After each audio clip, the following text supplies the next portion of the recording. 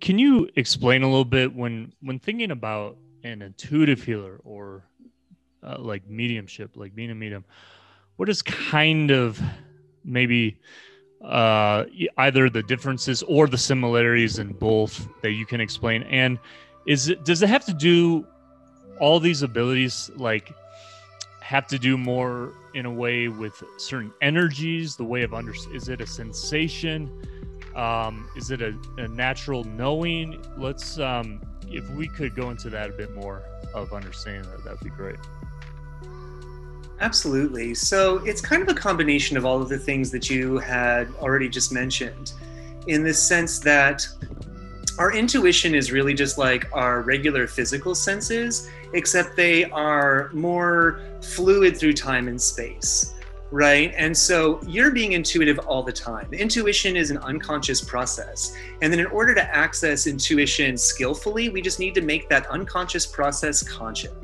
We need that information to be present to us, right? One of the things I sometimes share with my intuitive coaching clients when I help people who are wanting to wake up their intuition or having their intuition blossom already is I'll give them what I call the peanut butter analogy, which is we've all had the experience of going to the cupboard and wanting to get a jar of peanut butter for a peanut butter sandwich or whatever, and we're opening it up. We're like, where's the peanut butter? I know I bought it at the grocery store. And then it takes somebody, your partner, your kid, somebody to come up and just put it right in front of you, even though it was sitting on that shelf saying, here it is. Now, it's not that the peanut butter was invisible, and it's not that it wasn't there, and it wasn't breaking the laws of physics, but the fact of the matter is you were not in a place where you could perceive it. And so for you, it just wasn't there. Intuition is the same way. It's happening all the time. We just haven't learned how to perceive it. It's very similar to emotional intelligence, right? We all have emotions, but in order to develop emotional intelligence, we have to really allow our emotions to become more expressive and more textured within us so we can describe them more efficiently and more effectively. It's the same with intuition. And intuition, the most important thing to know about that is that it always answers questions. Okay, so even if you're not aware of your questions, your intuition is seeking to answer the questions that you hold in your life all the time.